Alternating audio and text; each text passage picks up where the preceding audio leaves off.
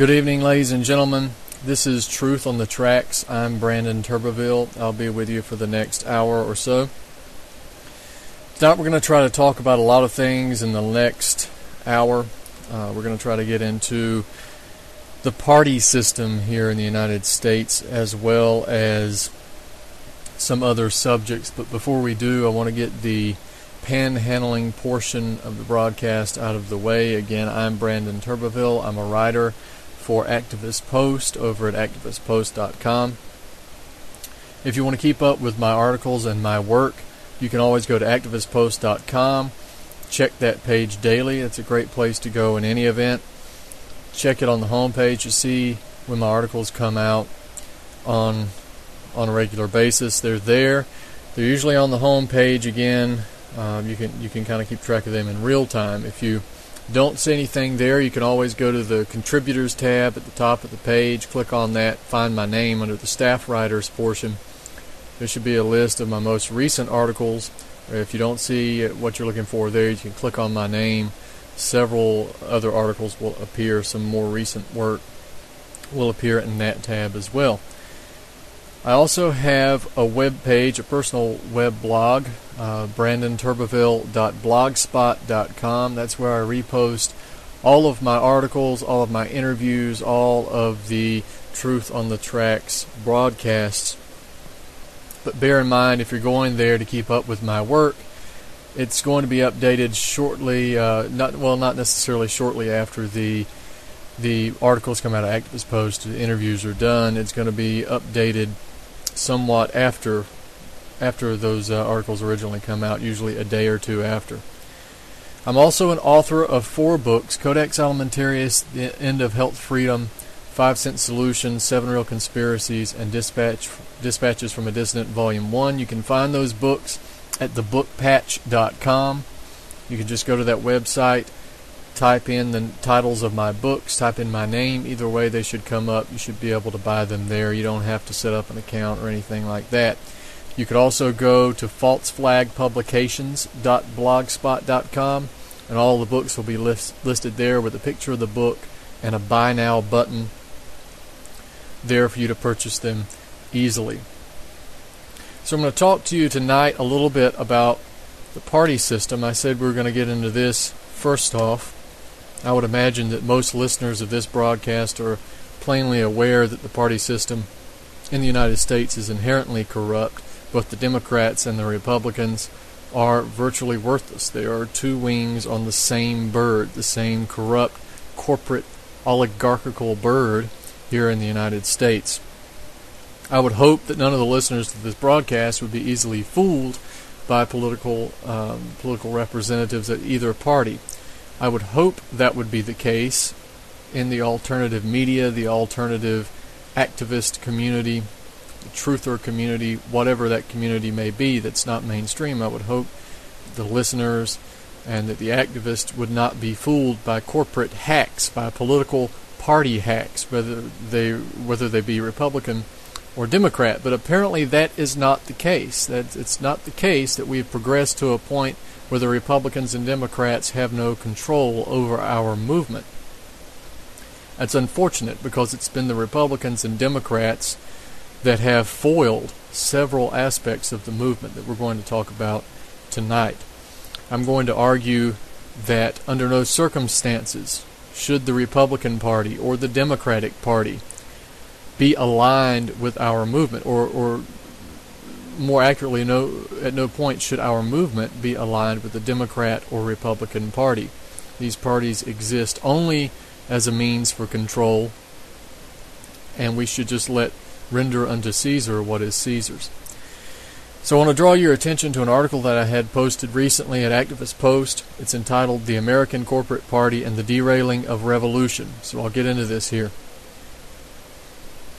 And I should mention before I start reading the article that what prompted me to do this is largely the fact that I've had personal experience with this in recent times, whether it be with the Romney or Obama campaigns. See, I have friends that tell me that they're awake, but that they're supporting Obama or supporting Romney. Now let me clearly say that if you're supporting these if you're supporting these puppets, then you are not awake. Okay, I will say that categorically. Mitt Romney and Barack Obama are two peas in a pod. They agree on virtually everything, except for maybe gay marriage. Right?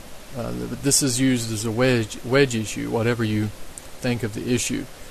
If individuals are granted gay marriage, it'll be much like voting rights for black people in the United States, right? You'll fight long and hard battles to win the right to vote, but by the time you get the right to vote and you get the ability to vote, it won't matter anymore. So, on to the article. The American Corporate Party and the Derailing of Revolution. As the presidential campaigns begin to heat up, it is thoroughly apparent that the vast majority of Americans will once again fall into the trap of political bickering, party affiliation, and personality cults. One only needs to talk with their friends and family, watch social media sites, or listen to the callers of talk radio to understand that 2012 will be yet one more year where the populace is further divided and conquered by a force that spans both political parties. Although the reason for the effectiveness of the steam valve known in the United States as elections goes much deeper than the mere greed and corruption of political parties and the complicity of the mainstream media, the fact is that if we are to avoid a repeat of every other election year in American history and a continued dominance of the status quo, the American people must soon take drastic steps to ensure it. This, however, is much easier said than done. Most Americans are not truly aware of the levels to which they are controlled as pawns on the political chessboard, much less the strengths to which they are controlled in their culture and personal lives. Yet, even those individuals who are largely awake to the forces directing society are both consistently and easily pulled back into the counterproductive game of political debate and supporting candidates whose best description by their supporters can only be that they are the lesser of two evils.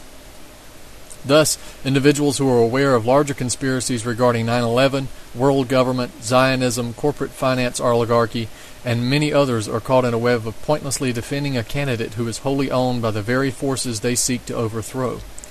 Generally, this reaction is produced by the inherent evil of the progression of events having taken place during the tenure of the current president or other elected politician briefly in the crosshairs of the exasperated voter. The tragedy of the Bush years was itself enough to produce a revolution of swarming youth, weary of 8 years' worth of economic degradation, war, imperialism, and a growing police state, who now yearned for the change they were told would come if they would throw their faith and support behind the supposed opposite of George W. Bush. Yet, after 4 years of not only a continuance of these very same policies, but an acceleration of them, many are now confronted with a similar non-choice in 2012. While it is true that many on the left will simply not vote for Mitt Romney, it is also true that many on the right, mainstream Republicans, conservatives, and even some libertarians, will inevitably go to the ballot box and support a man who embodies the same finance oligarchy, war machine, and austerity measures as the president they so despise.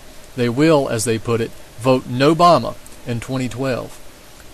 Indeed, after the dismal past 4 years, it will seem to many of these individuals that almost anything will be better than the current administration. On the left, however, after watching numerous speeches made by the Republican candidate crying for genocidal spending cuts, confrontation with Russia, and praise for the wealthy, a sizable portion of mainstream Democrats, liberals, and Greens will be thoroughly frightened into voting for a man who represents what they perceive as an enormous threat. What may have, at first, prompted many of these individuals to simply stay home on Election Day will prompt them to run to the polls and support their president, and I put "their" in scare quotes, who in turn embodies these very same principles. As a result, any shred of principles that the libertarian or true conservative and true liberal or green crowd may have laid claim to will evaporate as the propaganda intensifies.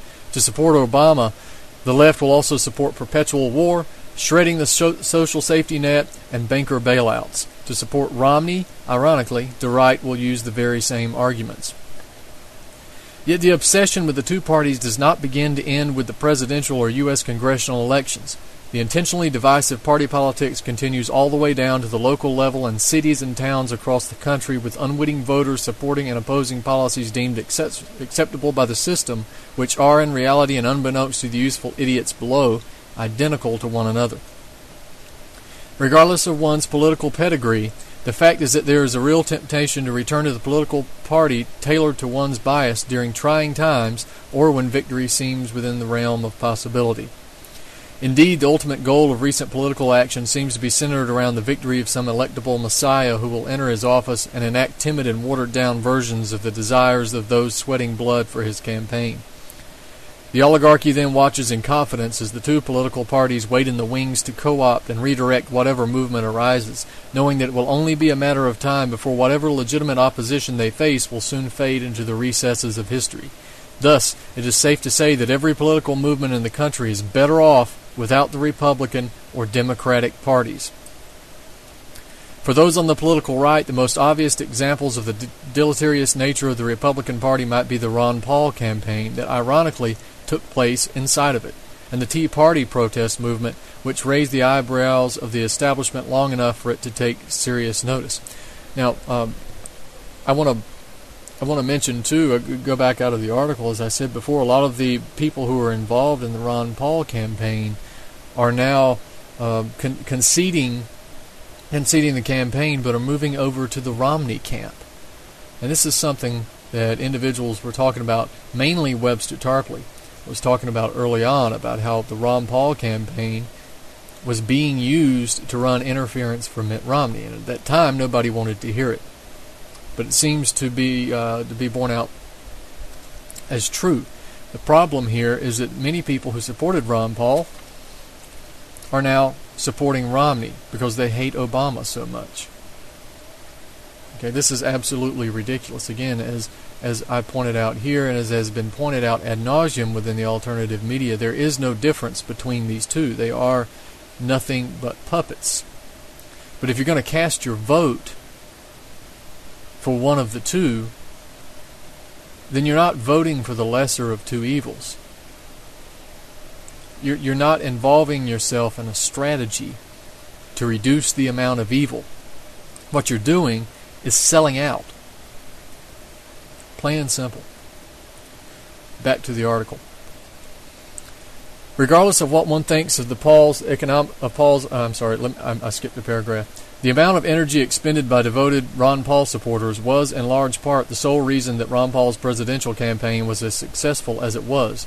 Doing more with less, Paul's campaign was able to take advantage of diehard supporters, activists, organizers, and the Internet to provide, at least at one point, serious contention for the Republican nomination. Regardless of what one thinks of Paul's economic theories or the subsequent cozying up to the Romney campaign and Republican establishment, the fact is that at every step of the way, the Ron Paul campaign was sabotaged at every turn. Despite Paul having been a legitimate member of the Republican Party and a consistently successful one in terms of elections, Paul's campaign was represented as an interloper from the Libertarians, from the Libertarian Party that is, and was treated accordingly. Again, despite bringing record numbers of young people into the Republican Party, an unfortunate result of his candidacy, but one which the Republicans sorely needed, Paul was still ostracized and mocked into the meetings of Republican elites and party operatives. That's something else that's important to point out. In their support for Ron Paul, so many young people signed up to be in the Republican Party so they could vote for him in the primaries. Okay, you shouldn't be in the Republican Party. You shouldn't be in the Democratic Party.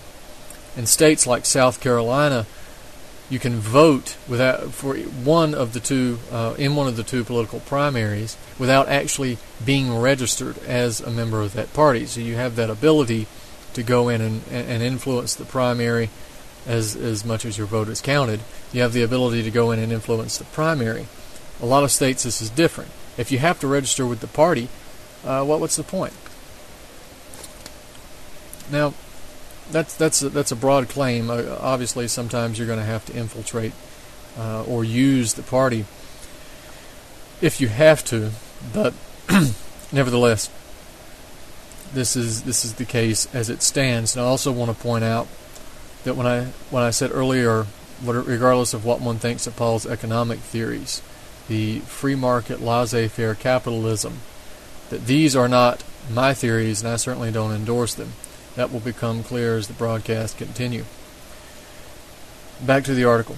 Numerous statements were openly made to the press by the Republican Party officials that Ron Paul would not receive the nomination even if he were to win the elections. Voter fraud abounded. I did an article on that myself. When Paul did win the vote, it was not announced to the public until the wind had been sufficiently removed from his sails. Even after the damage was done and the campaign's death knell had tolled, the Republican leadership directing the RNC delegate count would not even allow the Paul camp to count the votes in a legitimate fashion, as the delegates for Ron Paul were automatically counted as being for Mitt Romney. Yet the truth is that the campaign was dead on arrival. The Ron Paul revolution never had any hope, but it was not because the Ron Paul supporters were incompetent or not dedicated enough, or even because the campaign was inserting itself into the Republican machine. It was because the campaign sought to become the Republican machine instead of seeking to defeat it. I'll repeat that. It was because the campaign sought to become the Republican machine instead of seeking to defeat it. Likewise, it was because the Republican machine sought to consume the Ron Paul revolution. Once the merger began to take place, with the Paul campaigns cozying up to Romney, neocon Rand Paul becoming the face of the movement, and yes, Rand Paul is a neocon. Just because he doesn't like the TSA doesn't mean that he's not a neocon. He's certainly a warmonger. That's proven itself over and over. And the obsession with convention speaking slots, recognition as the new face of the party, and other Republican-based trophies, the Ron Paul revolution became the Republican co-opt. Such was also the fate of the Tea Party, ironically another Ron Paul-related event. Beginning as far back as the tail end of the Bush years, the Tea Party initially was a dedicated grouping of true conservatives and libertarians who were opposed to the neocon ideology. The Tea Party only grew stronger after the election of Barack Obama, who both continued and intensified all of the neocon policies under left cover. The Tea Party, however, while of a more right-aligned stance, was neither Republican nor Democrat. As the movement grew, however, particularly around the time of debate centering around the Patient Protection and Affordable Care Act, that's Obamacare, and the mainstream media began portraying the Tea Party as racist, right-wing Republicans. This portrayal became the perception of an entire nation of television fanatics and eventually a self-fulfilling prophecy. As more and more right-wing Republicans saw the reports regarding the Tea Party and became convinced that it was, in fact, a grouping of right-wing Republicans, the Tea Party itself became infiltrated by the mainstream Republican contingent that supports the same policies as Barack Obama, yet opposes him only because of the D in front of his name. When the Tea Party made an attempt to infiltrate the Republican Party, it was soon discovered that the Republican Party cannot be used for good in any real sense of mass movement. Coupled with the fact that the Tea Party was being flooded with mainstream Republicans, the demise of the true Tea Party, of which there is very few outposts left and virtually no politically relevant remnants, was only a matter of time. Indeed, it was in very short order that the Tea Party became an organizing platform for Glenn Beck, Sarah Palin, and Paul Ryan, individuals who are the complete antithesis of everything the Tea Party stood for when it first began. Thus, as in the case of the Ron Paul Revolution, the Tea Party's attempt to infiltrate the Republican Party, coupled with the desire to be accepted by it, ultimately resulted in the complete co-opt and absorption of the movement. As mentioned earlier, however, the act of co-opting a legitimate movement by specific wings of the American corporate party is by no means specific to the right. The left-wing branches of organic people's movements have themselves been co-opted and derailed with lightning speed in recent years. The first and most obvious example of this is the abject failure of the Occupy movement. Indeed, in the case of the Occupy movement, it is apparent that the culture creators and intelligence community were well prepared to counter any popular uprising, particularly one functioning as an offshoot of the Union protests in the Midwest. The movement, which itself, the Occupy movement, which itself was derailed. Again, as I said in the last broadcast, sometimes my brain gets ahead of my mouth, and I get all twisted up. The Union protests in the Midwest, movement which itself was derailed directly by the Democratic Party and opportunists and agents working within it. Ladies and gentlemen, you just witnessed what one bad comma can do to a well-written sentence. What I just butchered there in that paragraph. When the Occupy movement first began in the fall of 2011 as a semi-organic uprising with populist tendencies, the protesters understood one of the keys to drawing attention through physical demonstration, meaning that one should not leave the area of demonstration until one's demands are met. For weeks, the protesters in New York and other cities fought inclement weather, typical brutish police, and other poor conditions which come with camping out in city streets. Yet the mainstream media completely ignored the movement. Even as the protests grew to cities all around the country, it was at least 2 weeks before any mention was made by major news networks. Because Occupy was crippled by lack of cohesion from the start, there was inherent inability to form concrete demands for such an effective method of protest. Thus, as it has been stated before, where no leader exists, one will be provided. The leaders provided were, of course, organizations like Adbusters, people like David Graeber, organizations like George Soros' Open Society Institute, George Soros' Tides Foundation. The Occupy movement was then effectively derailed by these organizations and turned into a caricature of social protest with ridiculous methods of decision-making such as the General Assembly, hand signals, and an utterly laughable determination to refuse making actual demands. Occupy unfortunately became an exercise in fit-throwing whose biggest moral struggle was for the right to camp in the city park. Now I will say personally that I tried personally to try and combat some of this creeping into the Occupy movement. I shouldn't say creeping in, rushing in like a flood. I tried to get out and speak out against the General Assemblies and the stupid hand signals and the refusal to make demands, but ultimately that was to no avail. There were others in the Occupy movement as well who tried to draw attention to this, but it was to no avail from their end as well. It's very unfortunate. Back to the article. With typical opportunism, the Democratic Party soon began repeating the talking points given to Occupy via the foundations and phony spokesmen provided to the movement. As traditionally Democratic-based operative organizations began endorsing Occupy, the movement became more and more focused on Republican treachery and much more tolerant of that perpetrated by the Democrats. In the end, Occupy was reduced to staging protests of political correctness and wedge issues and against vague social ills such as sexism. That's right. Recently they had a protest. They protested sexism. Silly.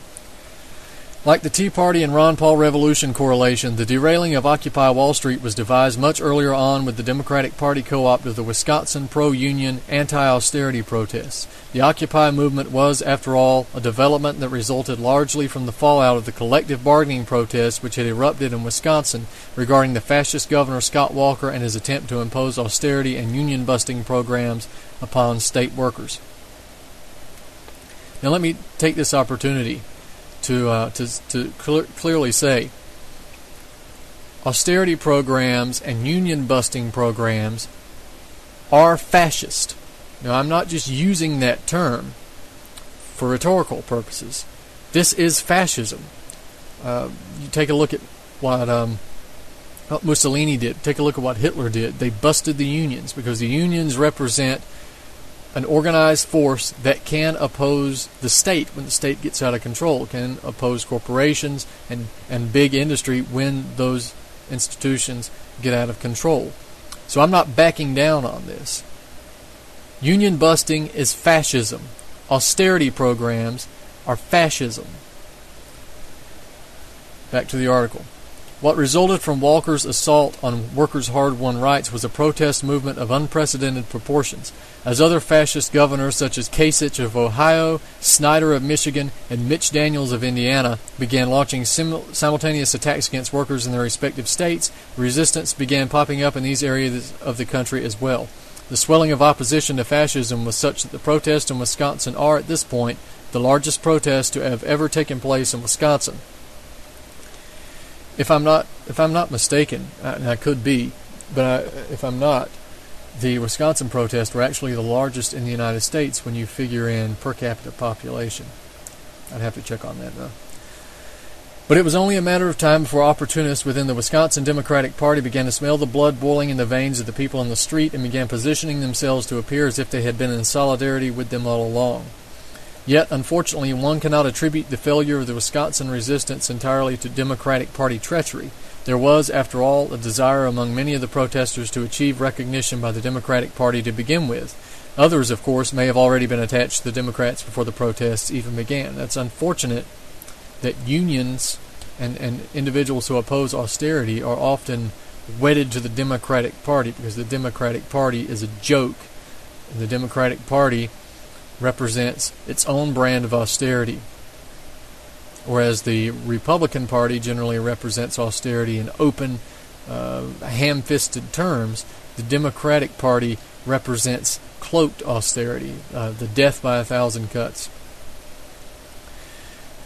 Regardless of the political pedigrees of many of the protesters, the fact is that the protesters were largely successful in putting pressure upon elected officials, particularly Governor Scott Walker, where enough signatures were gathered by protesters and activists so that he was actually recalled and another vote was required.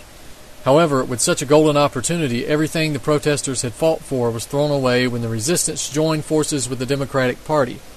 As soon as the champion of the Wisconsin protest became former Mayor Tom Barrett, a typical Wall Street Democrat in the mold of the Obama-Romney dichotomy, the revolution had certainly ended. A legitimate stirring of revolution had now become just another divisive political circus with an outcome that would be largely irrelevant in the long run. Barrett lost, but even if he had won, the big tent of the Wisconsin State House would have only substituted one clown for another. Nevertheless, when the dust had settled, Scott Walker survived his recall challenge, unfortunately, and the right of state workers to collectively bargain was shredded. Even more so, Walker is now able to claim that he has been given a mandate, twice, to continue his assault on the living standards of the American people. In the end, the aforementioned co-opted and derailed movements are only four of many who never truly got off the ground as a result of the pandering to and insidious nature of the two major American political parties. Thus, one must come to the conclusion from the unfolding of events discussed in this article that any social or political movement that seeks to use or allows itself to be used by the two major political parties is doomed from the start. Indeed, it should be absolutely clear that all social and political movements, whatever they may be, are better off without the Republican or Democratic parties. While strategic infiltration at times may be necessary at this stage of the game, both the Republican and Democratic parties are entirely too corrupt to be changed from within, and any attempt to do so is simply fighting a losing battle. In addition, it must be understood that neither can any movement cooperate with the two parties without itself being consumed and co-opted by that respective wing of the corporate oligarchy. Ultimately, both the Republican and Democratic parties must be absolutely rejected and discarded from any legitimate social or political resistance. It is high time that protesters, activists, and dissenters alike realize that the two parties do not represent potential vehicles for change, but a roadblock obstacle to it. If a political party is a necessary piece of the puzzle to realizing political progress, then an entirely new party must be formed. It cannot be the Republican Party. It cannot be the Democratic Party. And it cannot be the Libertarian or Green parties. These establishments are over and done with as an effective or even potential vehicle for political change, and they are not coming back. That is, if they were ever here to begin with. It is high time for all activists to acknowledge this fact. It is also time for libertarians, union activists, Ron Paul supporters, anti-austerity protesters, and all others to acknowledge that their movements have, heretofore, been completely derailed. Ron Paul supporters must acknowledge that the Ron Paul revolution, as an attempt to push Paul into office, is over. In this regard, the revolution has failed. It absolutely must be realized that the Republican Party was a major factor in the revolution's destruction. Likewise, for Tea Party activists, it is imperative to understand that your movement no longer exists and that it has been absorbed by the Republican Party. You do not have to desert the principles, but you do have to desert the party. We're going to take a break right here for station identification. We will see you on the other side. UCY.TV. The future is in your hands.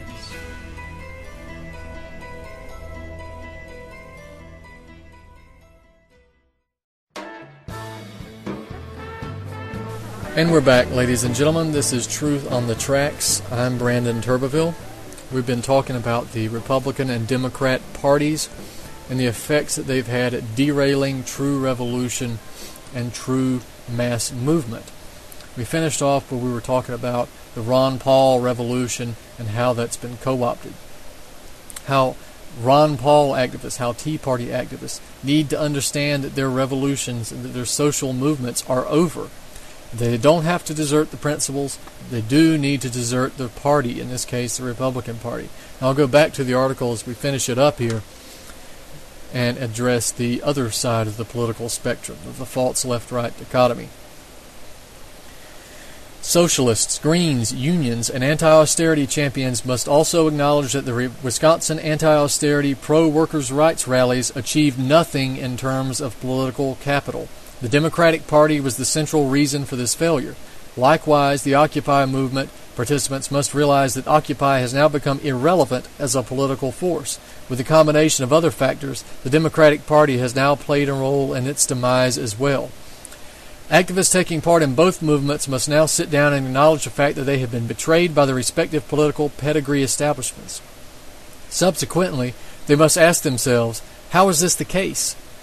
How have movements on the two different sides of the political spectrum been betrayed by their respective parties? The answer should be abundantly clear, because the parties are simply a tentacle of the same governing force that these movements are working so hard to oppose. The parties are only different in their manner of presentation, not in substance. They are both owned by corporations, Wall Street, secret societies, and other branches of the shadow government. There is no saving the parties, and there should no longer be any attempt to do so. These institutions thrive on the hard work of determined activists, and for this reason, among many others, determined activists must remove themselves from their midst. You must allow the tired talking points and discredited directors do their own dirty work while pushing yet another repetition of the same system.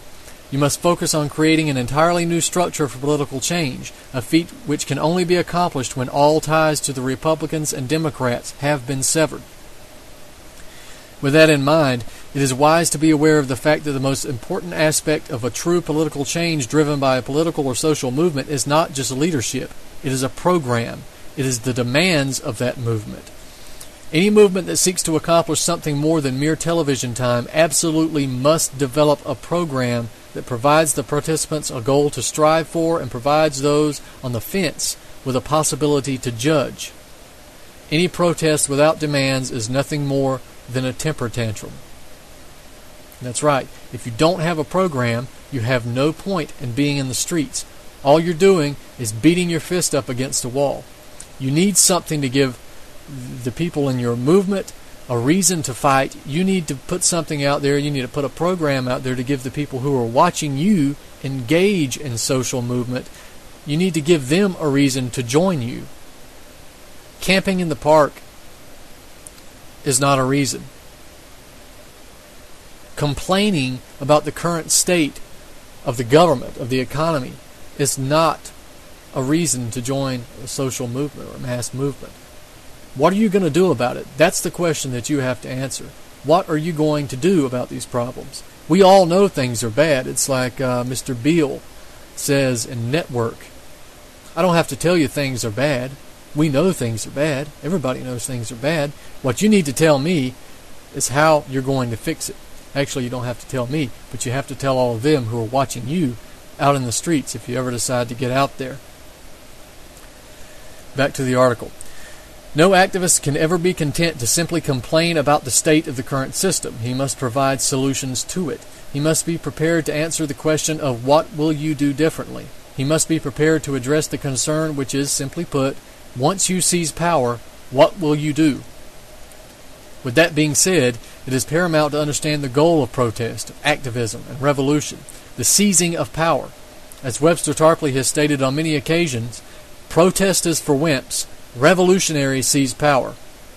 Indeed, Tarpley is correct. We can no longer take to the streets for a day and hope that our voices have been heard. They haven't. We can no longer engage in coordinated action and demand that those in power simply figure out the solutions, whatever they may be, and implement them. They won't. We must engage in coordinated political action which is sustained and based upon clear and concrete demands. We must provide the solutions to the system that is currently broken, and we must provide an alternative to the system we seek to abolish. The control system exists because of our cooperation with it, and it will end as soon as we refuse to comply. You cannot change the system by being a part of it. You cannot change the system by playing their game. You can't win the game by playing by their rules because the rules are rigged, in case you haven't figured that out. What you need is non-compliance. Now, speaking of non-compliance, there's at least one person in the country who is refusing to comply. That's Leah Lynn Plant. She's 24 years old, and she's in Portland. Recently, her house was raided by the FBI at gunpoint, and we're going to go into this here. This article is up on Activist Post. Again, it's Armed FBI Raid Targets Activists' Political Literature. And I'll delve into this here. If anyone has any doubt as to whether or not the United States has earned the designation of police state, one need only look at the case of 24-year-old Leah Lynn Plant, a Portland woman whose home was recently raided by paramilitary police in search of ordinary household items, including anarchist literature. Plant is currently enduring an affair with special grand jury, which risks seeing her imprisoned for civil contempt if she refuses to comply, and possibly indicted for other, less defined crimes. In Plant's case, the entire grand jury theater is based on the stated attempt of the FBI and federal prosecutors to trace the root of several acts of vandalism in downtown Seattle on May Day of last year, targeting several different banks and stores, particularly those of Niketown and Wells Fargo, and a door of a federal courthouse. The vandalism is largely considered to be politically motivated, and anarchists are the number one suspect. At least, that is the position of law enforcement. Now, before going any further, just pointing out Niketown and Wells Fargo, you don't have to be an anarchist to hate these institutions, and that's the same for the federal courthouse. Hatred for major international corporations that use slave labor, outsource jobs, and then ship their cheap crap back to the United States and charge you a fortune for it. That's across the board. Hatred for institutions that use money to bet on derivatives, crashing the housing market, and then repossessing your home without even presenting the note, then receiving your money again to bail them out for making bad bets, and then repossessing your home. That hatred is across the board. And I think we all know that the federal court system is an absolute joke. It's more of an open corruption now. So I think hatred for the federal courts could also be across the board. But at this point, anarchists are being picked on. But while legitimate anarchists may very well have committed the criminal acts, the fact is also that police have been caught disguising themselves as activists, particularly that of the anarchist variety, and committing violent acts for some time. All this for the purpose of placing the blame on activists and subsequently cracking down on protesters using the very acts committed by the police as justification for brute force and violation of rights. Interestingly enough, it was in Seattle where police were first widely exposed for such despicable behavior. Not only that, but considering the history of the FBI in encouraging and facilitating outright acts of terror, one is clearly justified in second-guessing the ability of the FBI or any other law enforcement agency to tell the truth in regards to an act of violence that precipitates the wholesale investigation of philosophically related activists. The subsequent investigation of anarchists in the Seattle area following the vandalism thus makes us view the entire incident with skepticism, particularly in light of the fact that the FBI has conducted several militarized raids in both Seattle and Portland in recent months, which are openly targeting political activity and constitutionally protected paraphernalia. As a result, Plant was served a federal summons to appear in front of a grand jury in Seattle. Yet, instead of a typical arrest warrant delivery style, Plant was awakened in the early hours of July 25th by an FBI raid. Their agent, she claimed, smashed in her front door with a battering ram, rushed in, complete with drawn assault rifles, and according to Plant, looking paramilitary. Plant's claims are backed up by witnesses to other raids conducted by the FBI in Seattle and Portland, which also state that both federal and local police burst into private homes while the occupants were sleeping, held them at gunpoint, and searched their belongings, particularly their bookshelves, looking for evidence of political affiliation as opposed to evidence of a crime.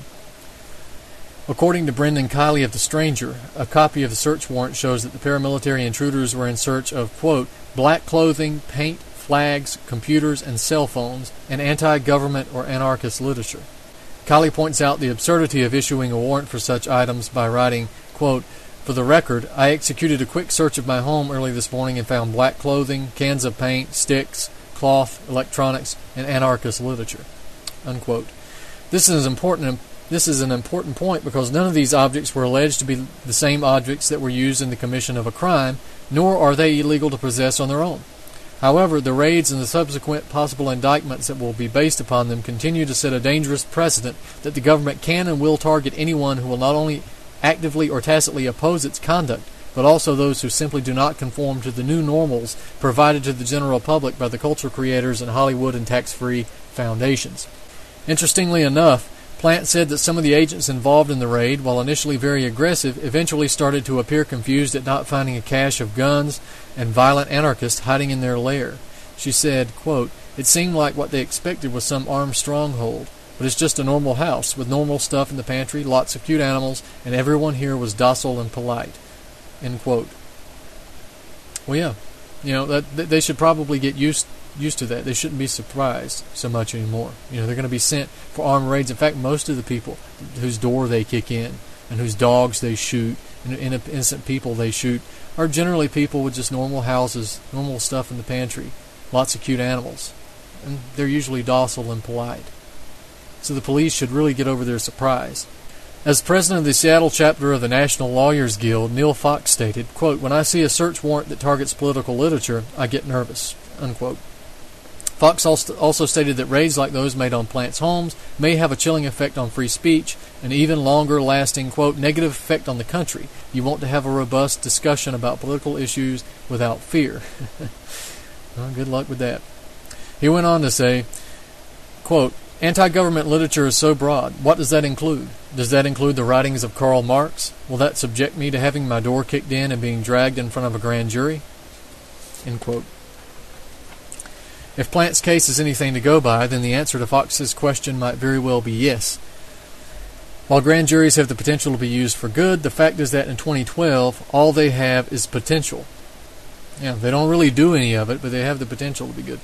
As Riley writes, this is the quote, "Nowadays," Fox said, "grand juries are often used by prosecutors and investigators who have run out of leads, but grand juries are secret, so it's difficult to know what the prosecutor is really doing. And the effects of raids and subpoenas like the ones in Seattle and Portland may be more about putting on the dramatic public spectacle of dragging people through the mud rather than investigating a crime." End quote. Will Potter of Green is the New Red has documented numerous accounts of abuse of power and the violations of activist rights since the 1990s to the present. You should check out Potter's website, by the way, greenisthenewred.com. It's a pretty good website. In cases like Plant's, Potter suggests that law enforcement is actually trying to silence free speech. In an interview with Brendan Kiley of The Stranger, Potter stated, quote, "Sometimes law enforcement believes this knocking down the door, boot on the throat intimidation is part of a crime prevention strategy," end quote, meaning simply frightening off potential offenders. However, Potter also suggests that one goal may be social mapping, or the gleaning of information, contacts, and connections between activists via obtaining address books, cell phones, and hard drives. In other words, they use this system, this system that they're using here. They go in and they'll get cell phones, address books, and hard drives in order to find out who you're in contact with, and they can draw conclusions based on that. They can put puzzle pieces together. That's what he means by social mapping. They create a map of your social life by getting the information on these devices, these address books. For the activists out there, I will give you a hint. In love and war, it is never wise to keep a diary. So, keep that in mind. Yet Potter also points out the distinct differences between what law enforcement is told they are being trained to combat and what they are really being trained to combat. He says, "There's a huge disconnect between what the FBI and local police are being told and trained for and what the reality is. There are presentations about ominous, nihilistic, black-clad, bomb-throwing, turn-of-the-century caricatures. The reality is that many anarchists are just organizing gathering spaces, free libraries, free neighborhood kitchens." That's true. But let's think about that. Let's think about the description. There are presentations about ominous, nihilistic, black-clad, bomb-throwing, turn-of-the-century caricatures. Now, does that sound like an anarchist to you? Or does it sound like your local police department? They're ominous. Most of them are nihilistic if they've got an IQ large enough to allow them to be nihilistic. They're black-clad. They throw bombs, they throw flash bombs and that sort of thing. Turn-of-the-century caricatures, well, they're definitely caricatures. They look like clowns. I hope they know that. Indeed, Potter is largely correct. Much like how law enforcement was once trained to violate the Constitution based upon the fear of Muslim al-Qaeda terrorists, law enforcement is now trained to take on white al-Qaeda, Christians, and constitutionalists, as well as animal rights advocates and environmentalists. Yet when law enforcement confronts these individuals, with few exceptions, the reality is much different from the perception held by the agents of the state who rush in with reckless abandon to deal death and destruction upon their unsuspecting victims. Plant's case, in this context, is not surprising. After all, police have been training for some time that literature which questions the legitimacy of the state, or even the mere manifestation of that legitimacy, is grounds for search, seizure, or even arrest.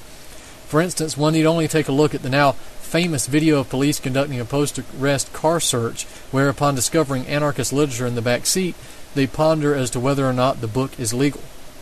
It's a video that Alex Jones made. I think that was 9/11, The Road to Tyranny, I believe. Either that or maybe Police State 2. One of those documentaries he made a few years back. You can see the police after they arrest this woman for refusing to get out of her car. You can see the police searching the car. They find these books, and they talk at length as to whether or not they can arrest her for the books. Are the books legal? Are they illegal? And because she was refusing an illegal search, the cops look at the book and say, basically it's ironic. Of course, they don't use that word. They don't know what ironic means, probably. They don't know what that means. But they say, well, she don't believe in our laws. That's their contribution to intellectual discourse. Nevertheless, in the face of potential loss of her liberty, Leah Lynn Plant is taking a very courageous stand in regards to the federal grand jury proceedings.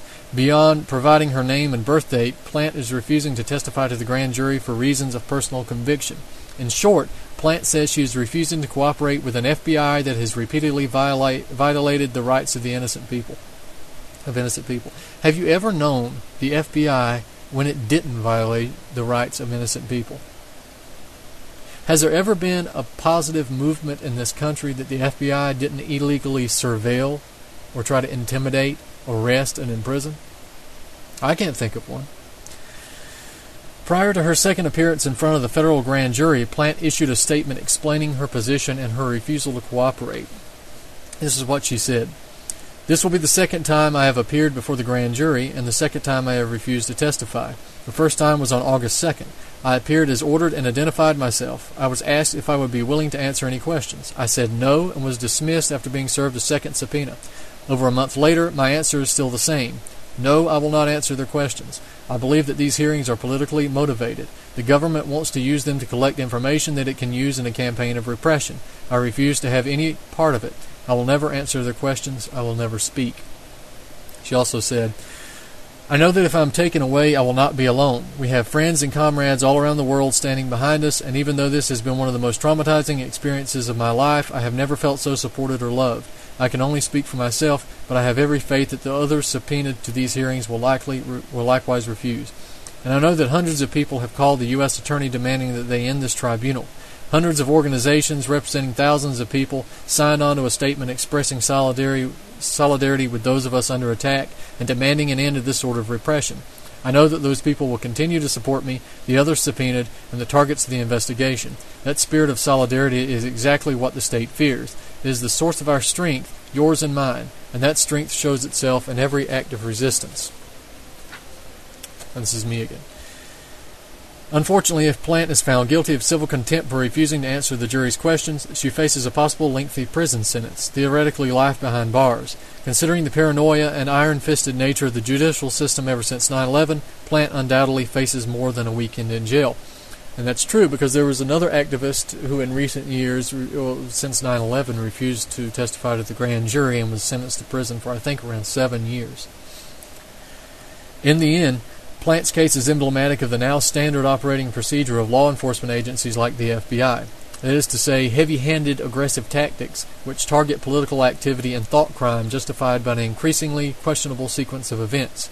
Whatever one thinks of the political tenets of anarchy, the fact is that Plant appears to be just another victim of an increasingly free-speech resistant police state. We should certainly be watching her case very closely. So there you have it. As your own country turns into a police state, total surveillance state, the rest of the world marches toward World War III. Because there's to be no rest, no period where you can catch your breath in the acceleration of this new world order since 9/11, the beginning of the new American century, or the 21st century, which really began in 2001. That was said in other writings. But in the time we have left, I want to draw your attention to another article on Activist Post. Med gas fields discovery leading to battle for wealth in volatile Middle East. Now, if there wasn't enough going on in the Middle East region to precipitate a third world war, possible thermonuclear war in that region, then we've got something new. We've got the med gas fields. And it reads, as virtually the entire Muslim world erupts in violent protest over a very questionable anti-Islam propaganda video, the Syrian destabilization continues, the murder of the U.S. ambassador to Libya is a world headline, and the impeding war with Iran looms heavier, one can easily see the build-up to a literal clash of civilizations of unprecedented proportions. Coupled with the worldwide economic depression and the constant edging closer of a confrontation between the West and Russia and China, one can only wonder when the world will plunge into an unfortunate and totally destructive third world war. It's funny. Somebody predicted that well over 100 years ago. And they said it was fake. However, with so much focus placed on the issues mentioned above, it seems that we may add yet another potential tinderbox for the total disintegration of world civilization. This new tinderbox is the underreported med gas fields, a grouping of natural gas fields that are claimed, at least in part, by Israel, Lebanon, Palestine, and Cyprus, with vested interests held by Turkey and Russia. Iran, Syria, and Egypt are also paying very close attention to the developments made in this particular region, as any military conflicts resulting from controversy would affect these nations in a very personal fashion. The official announcement of the existence of the med gas fields was announced as far back as 2000, when it was discovered that major gas fields were found off the Palestinian Gaza Strip. Typically, Israel is blocking efforts to develop these fields out of fear that such natural resources will provide an injection of economic activity and funding to the embattled Palestinian people. In 2009 to 2010, Israel announced that yet more natural gas fields were found in the eastern Mediterranean Sea, which has become one of the largest natural gas finds in the region. Two of the largest fields, known as Tamar and Leviathan,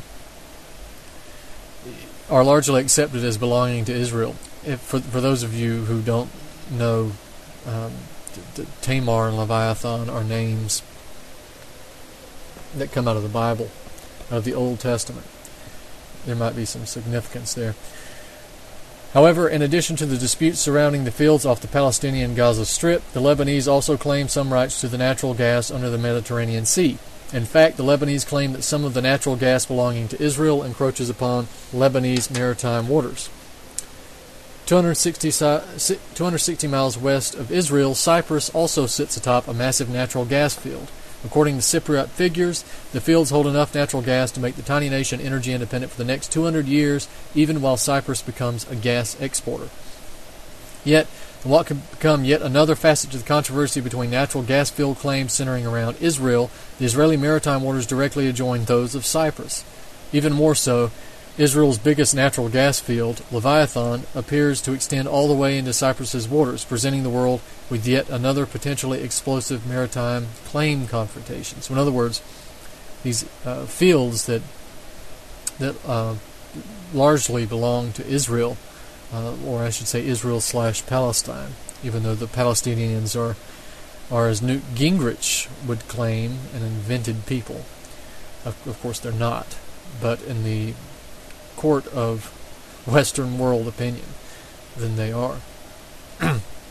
But these fields that are owned by Israel, the fields actually go into the maritime waters of Lebanon and Cyprus. So they're going to have some claim to this as well. Now, if Israel taps into these fields, and inevitably they are going to do that, then we're going to have a situation like in the movie There Will Be Blood, where where Israel drinks the milkshake of Cyprus and Lebanon. And that could be potential for some military conflict. It'll leave it to Israel to never find a logical, peaceful solution to any kind of problem or controversy. I'm sure whatever decision they make will be blunt, iron-fisted, wild, mad, warmongering, and violent. I'm sure whatever decision is made. I mean, why not? You have the United States to go in and fight your battles. In anticipation of such a row, Israel announced earlier last year that the Israeli Navy was preparing plans to defend the fields. This plan is by no means minuscule, as the mass of gas fields is twice as big as the Israeli state itself. No short order for any military. With that in mind, the naval plan must carry with it the ability to defend offshore drilling vessels, undersea pipelines, production platforms, transportation ships, and other types of gas drilling equipment. As UPI reported in 2011, quote, Israel's military command has been planning to expand the 7,000-person Navy, the smallest of the country's armed services, for some time. Priority has gone primarily to acquiring 3 more Dolphin-class submarines from Germany to double the size of this strategic force capable of hitting Iran. Unquote. This announcement came as Iranian warships moved into the area on what the Iranians deemed to be a training and flag-showing operation. While there were no altercations in this particular circumstance, the tension between Israel and Iran has only grown sharper in the years since. As Israel moves to develop defensive plans for its natural gas find, Egypt has also stated that it will be watching the mad dog of the Middle East, that's Israel, closely to ensure that it will not infringe upon sovereign Egyptian territory. Yet interest in the Med gas fields is by no means confined to small circle of Middle Eastern nations plus Cyprus. Russia, too, is seriously concerned over the potential challenge these gas finds may pose to their virtual monopoly over the natural gas supply to Western Europe. If Cyprus, Israel, Lebanon, or Palestine become gas exporters, Russia would then see its control over the Western European customer base threatened. Thus, Moscow has been courting both Israel and Cyprus in the form of massive energy company Gazprom, who is now reportedly in talks with Israel regarding a possible deal involving a large injection of funds to encourage and facilitate further gas exploration in the region. Furthermore, Turkey also may have a vested interest in the decisions being made over the Med fields. Although Turkey seized the northern part of Cyprus after an invasion in 1974, the southern part of Cyprus remains under Greek Cypriot control. Given the level of imperialist behavior being exhibited by Turkey in recent months over the NATO-backed Syrian destabilization, one can only wonder just how long the divided nation will be able to resist the temptation to lay its own claim to the gas fields in some way or other. And that's true, because Turkey and Erdogan apparently have this foolish idea that they're going to return to the years of the Ottoman Empire, that Turkey's going to be what it was many years ago, and that's just not going to happen. They're going to destroy themselves in the process. All in all, the Med gas fields discovery only adds yet another dimension to an already volatile situation in the Middle Eastern region. With so many players having direct financial and energy-related interest in the fields, others with indirect interest, and others who still have the potential to be drawn into any potential confrontations that may result, one thing is clear: the Med is a geopolitical time bomb just waiting to explode. And we're not going to have time to get into it tonight. I wish we did, but there's an excellent article up by Tony Cartolucci of Land Destroyer Report. It's entitled West Attempts to Trigger Clash of Civilizations. Al-Qaeda and Islamophobic bigots working in tandem, exploiting fear and ignorance. Once again, a clash of civilizations, a clash of religions, Muslim, Christian, Jew, as predicted many years ago by Albert Pike, although the letter he wrote was largely called a fake. Well, whoever wrote the letter must have had a crystal ball, or they must have had some inside information. Regardless, we'll put up all these articles under the YouTube video when the YouTube video comes out, and they should be on my page, the Truth on the Tracks page on UCY. Just go to www.ucy.tv/TT, and you should find the broadcast and the articles that we mentioned here tonight. This has been Truth on the Tracks. I'm Brandon Turbeville, signing off until next week.